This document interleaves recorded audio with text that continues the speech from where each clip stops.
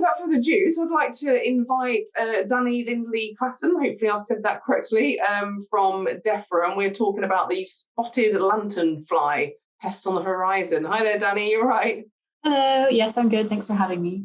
Fantastic. I won't hang around. I'll let you get on with it. If you wanted to share your screen or do a bit of an introduction of yourself as well, you'll do a much better job than I will. Sure. That'd be fantastic. Okay, so let me just share my slideshow. All right. Is that sharing on the wrong side? Yeah, it's got your presenter view. Yeah. Let me try again. I always have that. It was like, no, I need the presenter view. Okay, so my name is Dani Lindley-Klassen. I work for Defra. Let me just one more time. Let's try. No problem. We're all used to it now with these digital forums. Technology, isn't it, getting it to work? So don't you worry.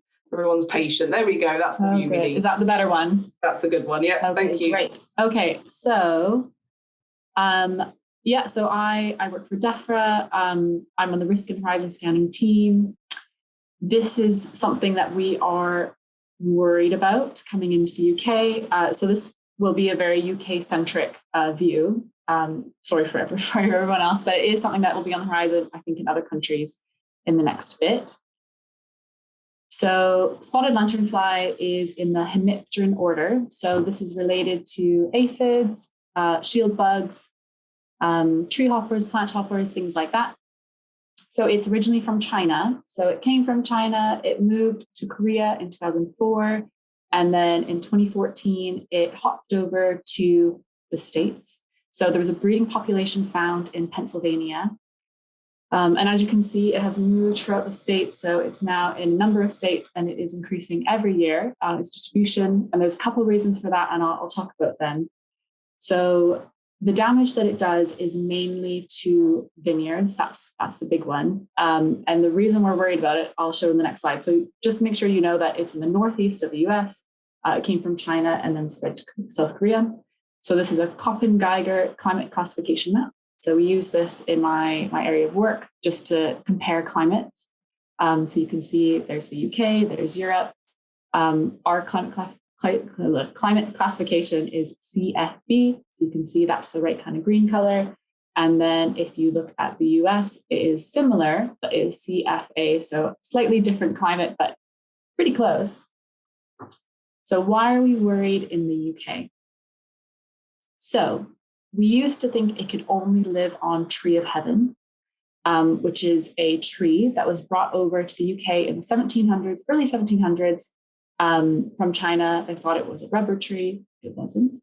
And it was planted widely. It's still widely in the UK. But in the US, it was brought over in the late 1700s, and it has spread a lot. So it is in the UK. I don't know if anyone has seen it. It's often like scrubland. It's one of those trees that likes kind of disturbed land. And it grows very quickly, and it's very prolific.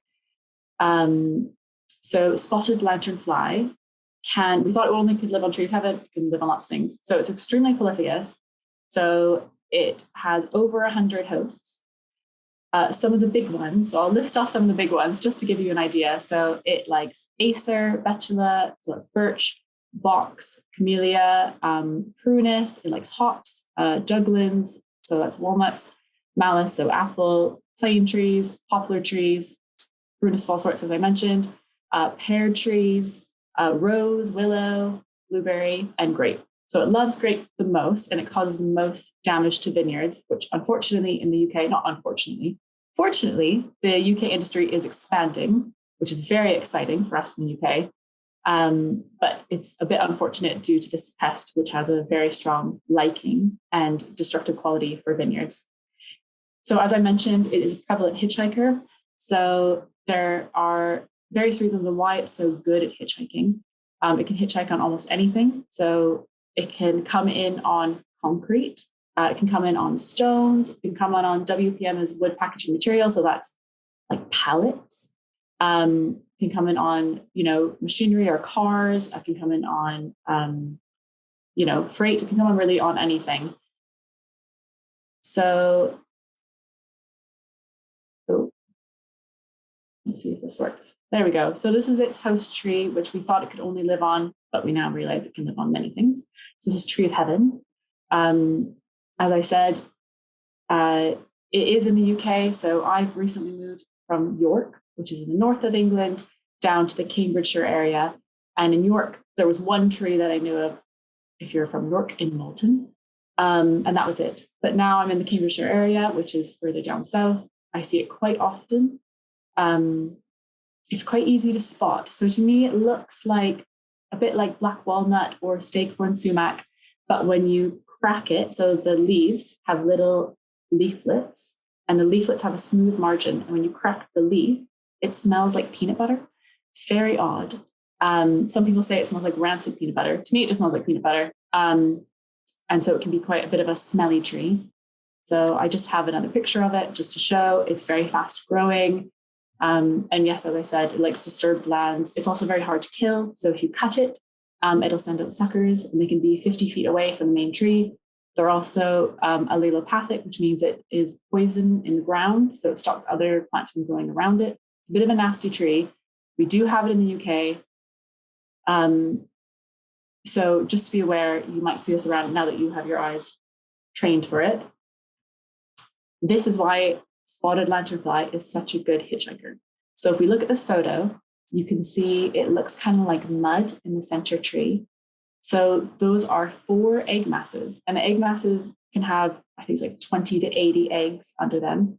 So the female will lay these eggs and then cover them with this kind of, to me, it looks like clay, but it can look like dirt kind of, or mud on the tree.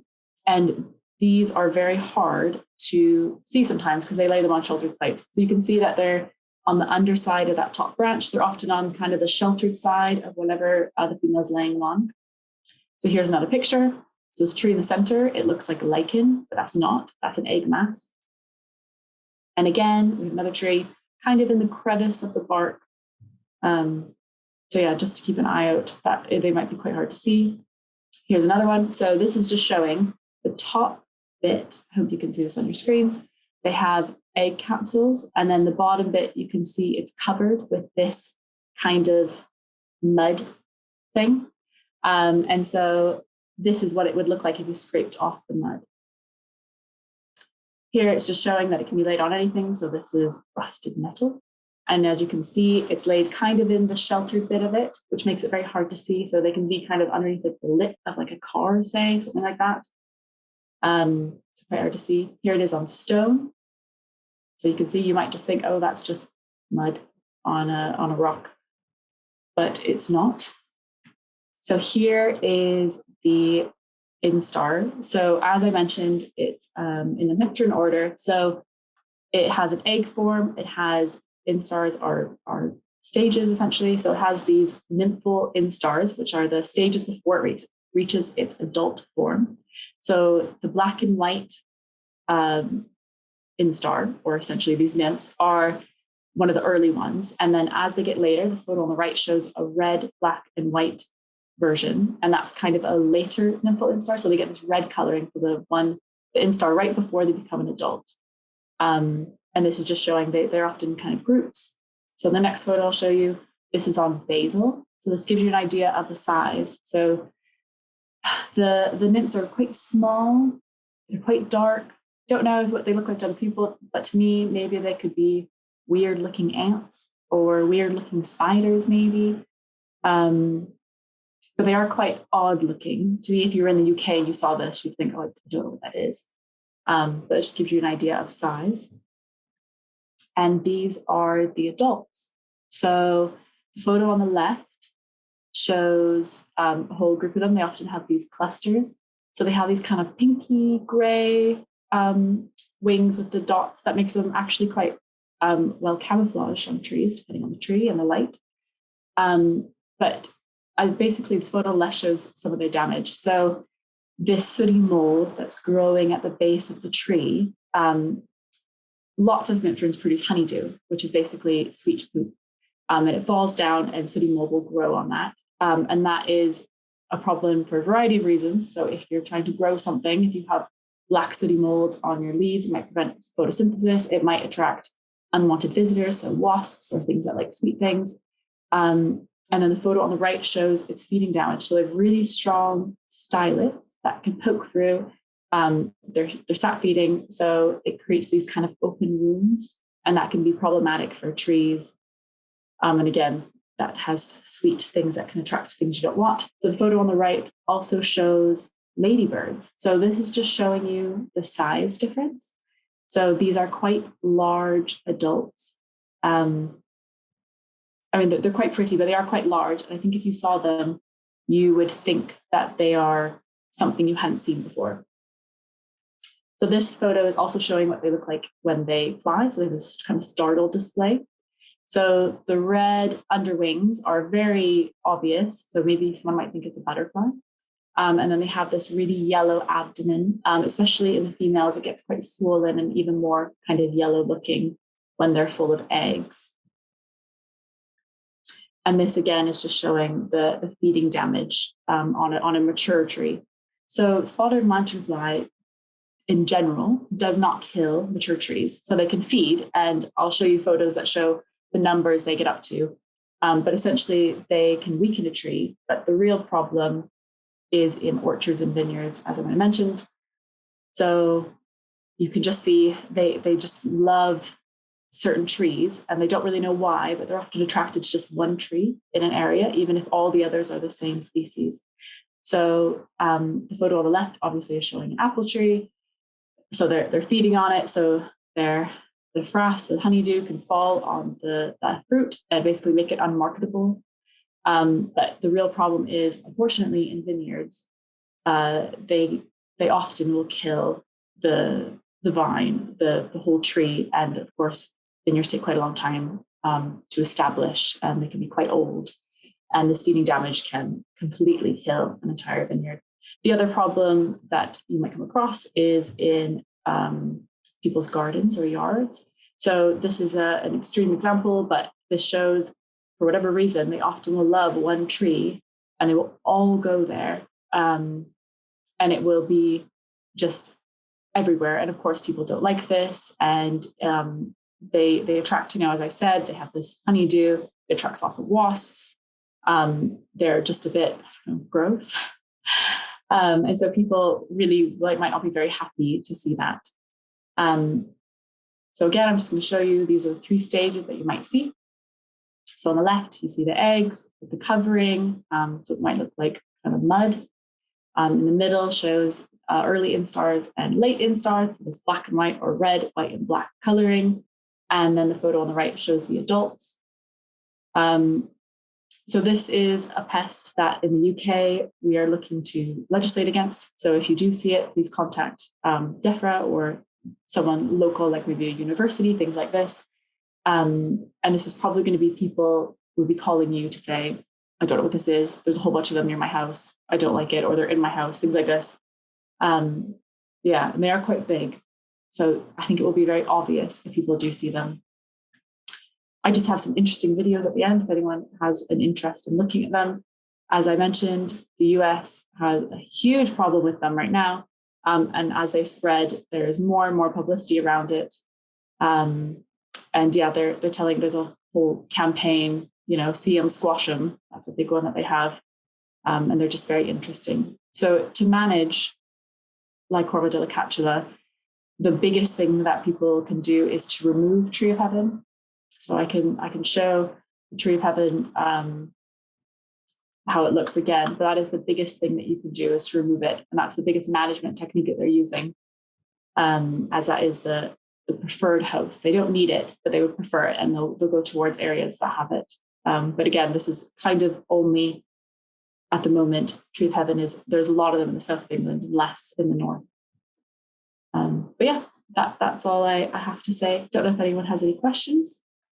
Great, thank you, Dani. That's fab. We've got a couple of questions. I've got some as well. I think interesting. That Tree of Heaven, then, is that something that can be, horticulturally bought by somebody because they like the way it looks and put it in their garden? And so it's so it can still be bought. It's still on sale at many garden centres.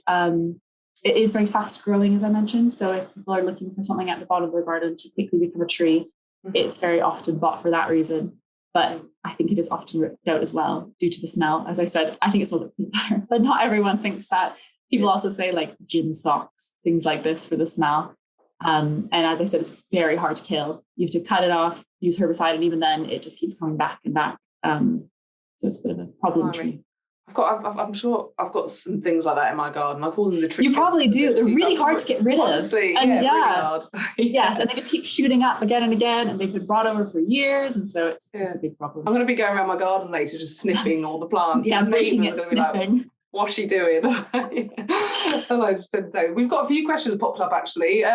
Paul here says, do they produce an aggregation pheromone? That's a really good question. Not as far as I have read. So as I said, they've come to the US, and so there's lots of funding and lots of research going on in that arena right now. But they're still finding out things all the time. So they very recently, found out that actually they produce their own heat, which is very unusual in bugs, and especially unusual in bugs that aren't in motion. So they will stay on the same tree for 5 days and they're producing heat the entire time. That's very, very unusual. So I don't know if they do. I haven't read anything that says it, but it wouldn't surprise me if that is something they produce. That's it, whether they're all accumulated in that one area. No, good question. Philip asks, what are accepted control methods for pest control? Because it is probably more of a horticultural issue, isn't it? And sometimes we're kind of public health pest control, but I know some of our members do diversify and go into, things like Japanese knotweed and so on and so forth. But what's the accepted control measure for pest control? So the thing that they are working on right now is that basically sticky bands around trees is quite effective. So they're quite hard to spray for. But the sticky bands, they have this behavior where they climb up a tree and then they fall off it and then they climb back up. It's very odd, kind of cyclical behavior. So if you have kind of a sticky band around a tree that is, made sure that it's wildlife proof so birds don't get stuck to it, etc. That is actually a very, very effective method to use. And especially if you choose a hot tree, which is a tree that for whatever reason they are liking. That's quite an effective one. And that's what they're using right now. But of course, once it spreads, it's very hard. You can use it for someone's individual property, but it's much harder in a wide environment. So like with got the like Asian hornets and different mosquitoes come over, and they're all sort of reportable pests, whether it's Public Health England or the non-native species secretariat. Is this something that's reportable to? Yes, definitely. Yeah. Yes, it hasn't gone into legislation yet, but it will in the next month or two. Okay. But yes, it is something that you would call, and it is something that looks very odd. I think if someone called you saying, "Oh, I have this, like, can you help me get rid of it?" I think you would think, "I don't like this is just a weird thing." Yeah.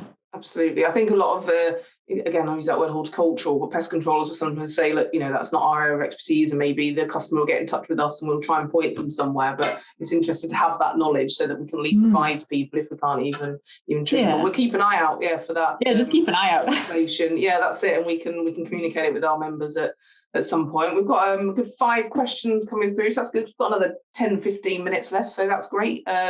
So can we use some chemical? So a question about chemicals and killing these insects. I think you kind of answered that just there as well. Yeah, so you can use some chemicals. Of course, in the US, they have different chemicals that we can use in the UK, but they're also looking at injecting trees, which might not be quite your area of expertise, but that is something that they are looking at doing. Yeah. But it's all very early. They don't have a very good method of control, essentially. I think as well, it depends on the legislation that approves insecticides in this country and the label conditions and whether or not sometimes they say flying insects and things like that. But then is it a fly? Yeah, it's a tricky area. But I think for now, just of interest, and then we can get some more information out there. Maybe in a couple of years, this will be something that'll be everyday thing, but at the moment it is just for interest. Great. Tim asks, are they attracted to UV light, and could they be found in fly killers? That's a really good question. As far as I know, not. So as far as I know, they're attracted to, for some reason, some trees are, they mentioned hotspots, and there actually did some studies that looked at perhaps they are slightly sweeter, the sap that runs through them. But no, as far as I know, they're not attracted to UV light. Great. Unless they're just dumb and they just run into it. Absolutely. Yeah, I like these sort of questions as well. And you think, well, actually, I'm not sure of that one. Yeah, I don't know. No one's ever looked at it. It's a good question to ask. Yeah, that's it. Afterwards, instantly, it's like, right, I need to find that out. It's good. It's good. Okay, so will Defra look to restrict the sale of the tree, Dani? Is it best to spray off with herbicides any growth of it? It's a tough plant to remove. Thank you. If that makes sense. Did I read that out correctly? I don't know. So it's a very good question. So at the moment, you can still sell the tree because it is a tree that they found that it's not exclusively on it. I imagine it will be a bit more restricted in the future, but it's been sold since the 1700s. Like it's here, the tree. And what was the second part of the question? Just with regards to, is it best to spray off with herbicides any growth? But we kind of again addressed that. Yeah, so they do say that you need to spray on herbicide, but it is very you'll need to spray it maybe for the first couple of years after you cut it down. The suckers can be 50 feet away. Yeah, as I said, it's a bit of a nightmare. Yeah. Great. Helen Hall says, if tree of heaven is an invasive and difficult to remove, can we not stop the sale? So again, it would be a good idea, yes. Course, But not sure that's quite my area, but I would hope in the future it would be. Maybe awareness for the garden centres to say, maybe stop selling them because they're pretty bad, and then they can make their decisions and then move on from there. So great.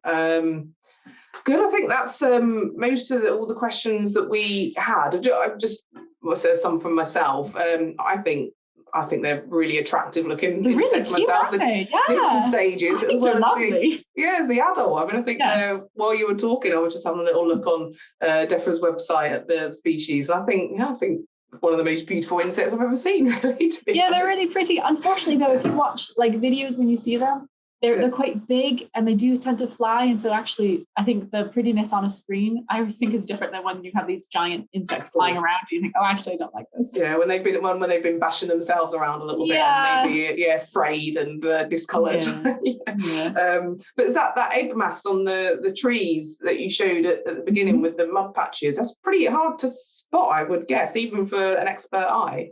Yeah, so that is the problem, is that they also have found that throughout the US, it's been spread on cars and on RVs, where you wouldn't really be able to look underneath or, somewhere that you just think it's mud. So it is very, very difficult to stop it once it's here. And it's also very difficult to stop it from getting in, as it can be laid on anything, airplanes, cars, whatever, trains, doesn't matter. Yeah, crazy. Yeah. So very interesting. Well, listen, we've had another question pop up. Sorry, Jim here. So can you use freeze spray? I don't actually think I know what freeze spray is. If it's liquid nitrogen? Do you know what? Yeah, that's a good question, actually. There might be somebody on here that from the manufacturers of the product, or at least the distributors might better ask that. But yeah, it's a freeze spray and it freezes direct contact only, of course, but the labelling is slightly different to maybe the biocides, just a bit more free. But yeah, freeze sprays, I mean, it's an insect. I'm guessing the contact would kill it. Technically, it probably would work, but whether or not... they can go down to freezing, though, so it would depend how much colder it is. If it's a minus, I don't know what it gets to, but so if it only gets down to about 0, they can survive that easily. They're not cold limited. No. Okay. Someone else just said I said Hoover, but vacuum technically correct in terms of vacuuming them off. Is that, I suppose it's like integrated pest management is what you would do, I'm guessing. Yeah, minus 46. Yeah, I don't think they'd survive that. I mean, maybe, but it seems unlikely that they would survive that. But yes, they do also hoover them up. They also flame them. I think that's common. It's very hard to reduce the populations enough, though, as their eggs are so prolific and hard to find. Yeah, of course. No, absolutely.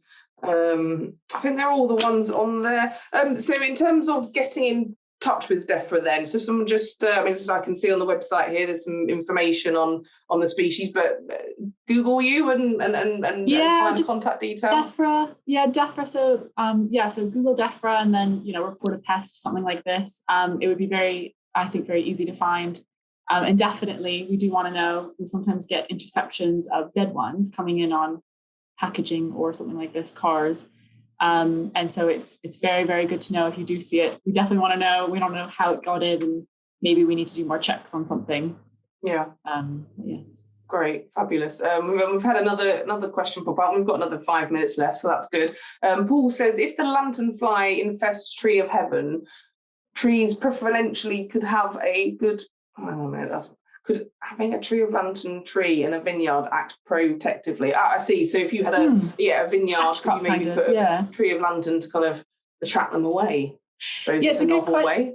It's a very good idea. Unfortunately, they actually find that this happens with orchards and vineyards, as they're often quite close to each other, so that they'll go to the vineyard, you'll spray, and then they'll move to the orchard, you spray that, they go to something that's in the forest, and so they just kind of do this kind of roundabout, we're avoiding the problems. And so I would worry, it's a very good idea, because I do this a lot in IPM, but I would worry that it would draw out the lanternflies from the nearby whatever hedge and woods and stuff, and you'd get it closer. But it's a very good idea. And maybe the structure of the Tree of Heaven could affect the vineyard in itself. Maybe, I don't know, if it just being there. Know. Yeah, maybe if you maybe you made like a poison Tree of Heaven, like you injected some insecticide into it, maybe, and then it would kill them as it landed. That could possibly be a good idea. All this good research. We should be saying this to the US. Yeah, they have all these problems. Yeah. There we go. Paul, you could Paul's asked the question. You could pop over there. Yeah, that's it. Fantastic. Well, that's all the questions. That's all the ones I have as well. But thank you for that talk. It was really, really interesting. And yeah, we've had quite a few questions on it. So the intrigue was there, and I appreciate that, Dani. Thank you so much. No problem. Thank you so much for having me. And yeah, enjoy the rest of the conference. Great. Thank you. Take care.